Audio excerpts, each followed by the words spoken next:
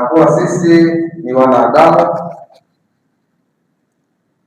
ambaye sifa ya mwanadamu Allah subhanahu wa ta'ala yeye mwenyewe ameisemea katika ndani ya Qur'an. Amesema wa khuliqal insanu dhaifa,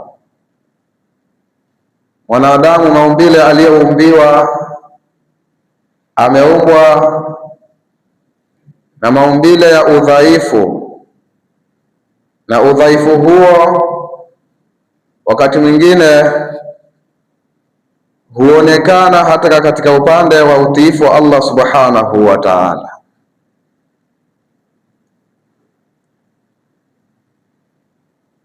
Lakini udhaifu huo ikiwa umekwenda hasa kwenye yale ambayo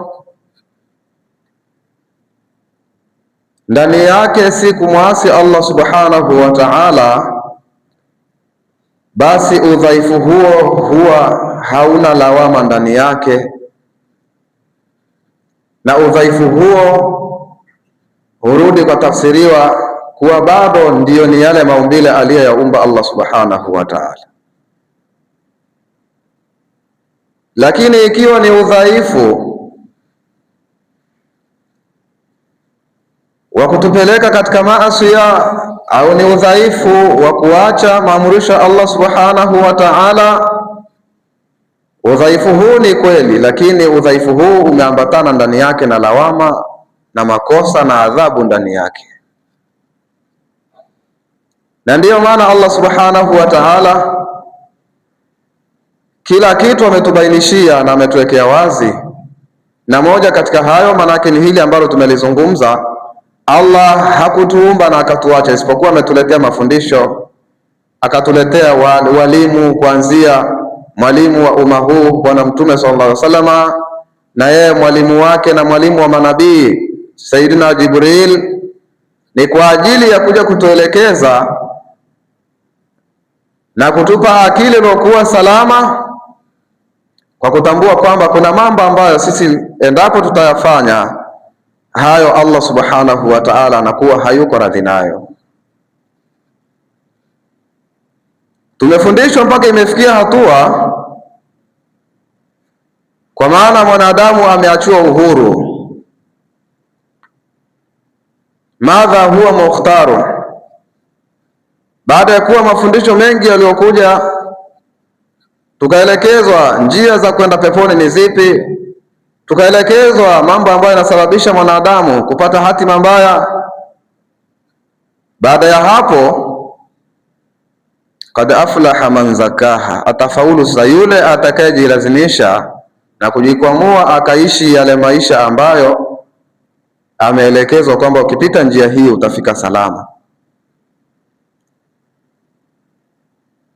Haya ndiyo yako katika maana ya ile hadithi ambayo mara nyingi mimi hupenda kuisoma, mafundisho ya Bwana Mtume katika hadithi yake ile aliyosema kwamba kullu ummati yadkhuluna aljanna, umma wangu wote wao wataingia peponi, umma wangu wote wataingia peponi. Allahumma ja'alna min alladhina yadkhuluna aljanna. Mwenyezi Mungu atujalie tuingie katika hilo kusudio la Bwana Mtume sallallahu alaihi wasallam na matarajio yake. Lakini aliposema hivyo, baadaye akasema illa man aba, wala hakusema illa qalil, labda ila wachache ambao washakadiriwa na Allah subhanahu wa ta'ala. Hapana, illa man aba, isipokuwa yule ambaye yeye mwenyewe kabisa, yeye mwenyewe atakataa kuingia peponi. Maneno mengine akasema, wanasema haya maneno aliyasema wakati sasa ameshahakikisha kwamba amefundisha, ameelimisha umma, na amehakikisha kwamba mpaka anaondoka anauacha ulimwengu ukiwa na hali gani. Akasema taraktukum ala almahajjati albayda, mimi mpaka sasa hata nikiondoka hali nilokuacheni nayo ni ala almahajjati albayda, nimekuacheni katika kiwanja au mawanja ambayo yamesafishwa, yako vizuri na yanastahiki mtu kuishi hapo pasi na kero yoyote. Maana yake ni nini? Kwa maana kwa namna juhudi aliyotumia Bwana Mtume sallallahu alaihi wasallam kuipigania dini mpaka akafaulu kupata sasa dola ikaingia katika mikono ya Uislamu, na ikafikia hatua sasa hakuna tena yale mambo ya kuvamiwa kwa sababu ya udini, ndiyo alipata kusema taraktukum ala almahajjati albayda, mimi nimekuacheni katika mawanja au sehemu ambayo iko ni takatifu, sehemu ambayo ni safi, sehemu ambayo iko wazi. Akasema la yazighu anha, hatapotea yeyote tena katika sehemu hiyo, hatapata tabu yeyote katika sehemu hiyo. Akasema illa halikun, isipokuwa ni yule ambaye yeye mwenyewe kajikusudia ajiangamiza nafsi yake. Haya yote haya yanatuonesha namna gani tulivyofundishwa, na mpaka Mtume anasema hivi ni kwamba yule wama yantiqu anil hawa in huwa illa wahyu yuha, alikwisha bashiriwa na akaambiwa kwamba sasa mpaka hapo ulikofikisha, kwa kiasi ulichofikisha, wamefikia hawa kujitambua na kuelewa, na hakuna hata mmoja ambaye sasa haelewi njia gani akipita ni njia nzuri ya kumfikisha katika radhi za Allah subhanahu wa ta'ala, na njia gani akipita hizo zinaweza zikamsababishia yeye kufeli na kwenda kupata adhabu ya Allah subhanahu wa ta'ala. Ndugu zangu, kwa ufupi huo nikuhusieni tena pamoja na kuihusia nafsi yangu, tujipindeni sana na tujihimize sana katika kumcha Allah subhanahu wa ta'ala, si usiku wala si mchana. Ishi na takwa Allah subhanahu wa ta'ala. Hakika wenye kuishi na ucha Mungu, wakiishi na Mwenyezi Mungu, hawa hawana hofu, si duniani wala si akhera, hawana hofu, kwa sababu duniani wao wanao kimbilio lao, akipatwa na jambo anainua mikono. Ndio hilo akasema inna lillahi ibadan idha aradu arada, hakika kuna waja wa Mwenyezi Mungu ambao wanafikia hatua mpaka wanapotaka lao, wakimwambia tu Allah subhanahu wa ta'ala wakanyanyua mikono, basi fahuwa arada, Allah naye basi hupitisha likao. Na hayo yanafikiwa na aliyekuwa mwanadamu, na wewe ni katika hao wa wanadamu. Ni kuamua tu, kufanya maamuzi tu kwamba sasa mnajipinda, kama vile tunavyoona kuna watu wanafanya maamuzi hata kutoka katika miji yao.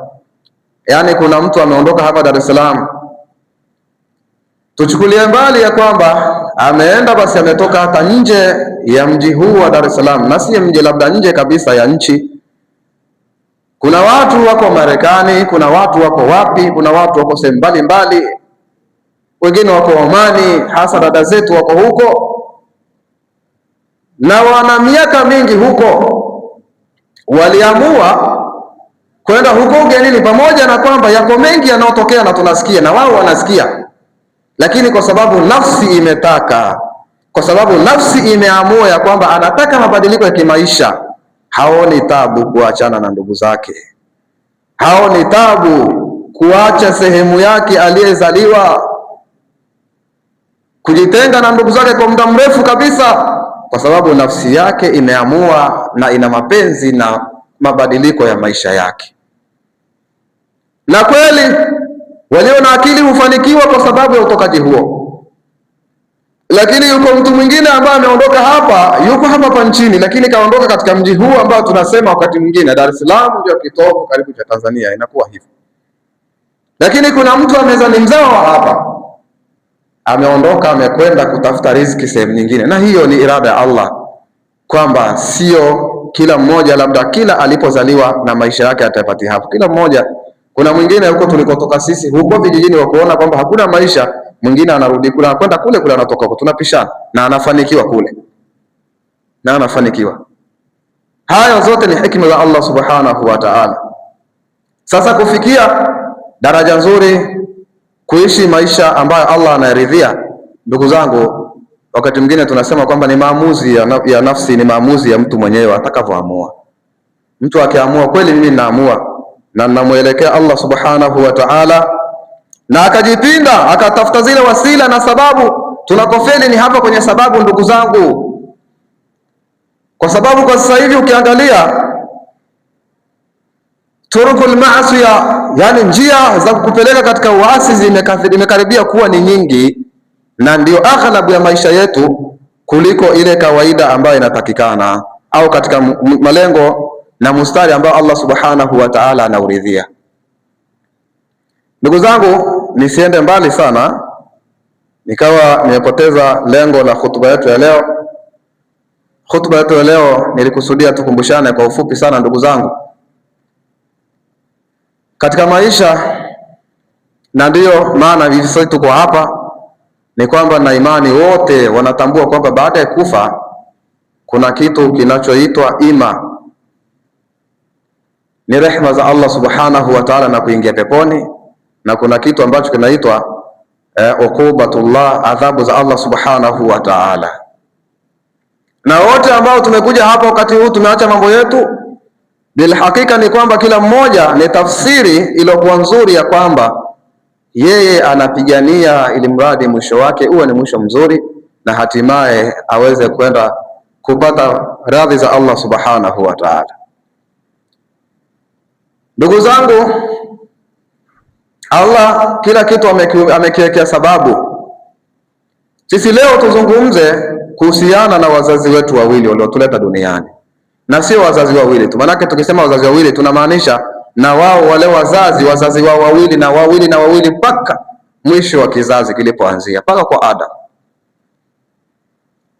Hebu tuguse leo kidogo, ndugu yangu Muislamu, tukumbushane kuhusiana na wale ambao ndio sababu wewe kuwepo hapa duniani, hivyo ulivyojipata wakati mwingine wewe ndugu yangu, na maisha uliokuwa nayo mazuri, starehe unazopitia, lakini ili mradi tu kwamba sio za halali. Ule uzuri unaouona katika dunia hii, kuna siku unafikia hatua nafsi unafurahi mpaka wakati mwingine unapiga kifua, na unaonesha watu wakati mwingine mpaka ukirukaruka kwa sababu ya furaha imezidi. Wako ambao ni sababu baada ya Allah, baada ya mashiatullah, baada ya utashi wa Allah subhanahu wa ta'ala, tunasema kuna walidaka huma sababu, kuna wazazi wako ambao wao ni sababu baada ya mashiatullah kuwepo wewe hapa duniani. Lakini hawa wazazi wawili, tuanzie hapa kwa Ibn Abbas. Ibn Abbas anasema, au tuanze na aya Qur'ani ya Allah subhanahu wa ta'ala aliposema, waqadha rabbuka alla ta'budu illa iyyahu wa bil walidaini ihsana. Allah subhanahu wa ta'ala amehukumu hilo, hakuna hata mmoja ambaye ana mashaka nalo, ya kwamba asiabudiwe mwingine isipokuwa abudiwe Allah subhanahu wa ta'ala peke yake.